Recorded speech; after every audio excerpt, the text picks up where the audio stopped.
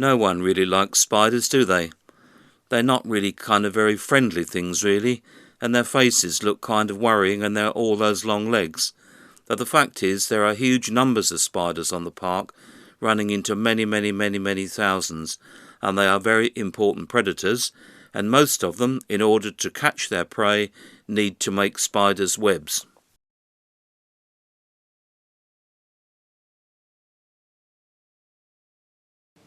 Now, there is a Field Studies Council booklet on spiders, but they're not particularly easy things to identify, and the sheet gives you lots of nice pictures of spiders, but once again it really is quite difficult to put a name to them. But something we can do, and that is we can have a look at the different types of spiders' webs that will be visible in the dewy ground and vegetation and bushes on a September morning. So here are some of those types of webs that we can look for. There's the loosely tangled web, a very sort of early orb type web, a tangled web here, a hammock type web, and then the much more familiar orb web. And here we've got the ones that we're all familiar with, the orb webs here. Then we've got some tangled webs, some like little sheet webs, and then the ones where you've got a sort of a tangle and a tubular, like a trap arrangement here. So I think the best thing to do is to have a look on the park and see just how many of these different types of webs we can find.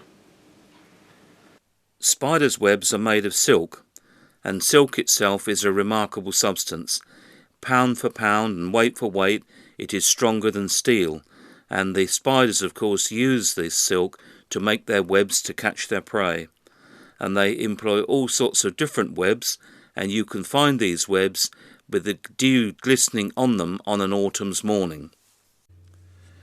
With the orb web, the spider will either be waiting in the web to feel the vibrations when the prey hits it, or it will be hiding nearby somewhere holding onto a strand of silk, rather like a fisherman with a fishing line.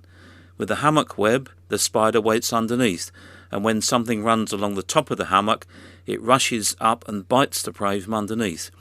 And with the mesh webs, these just simply rely on prey walking onto the mesh. The spider will be hiding nearby somewhere and once again rushes out and catches it. So the next time you take a walk on the park in early September and it's a misty morning, have a look and see how many of these types of spiders' webs you can find.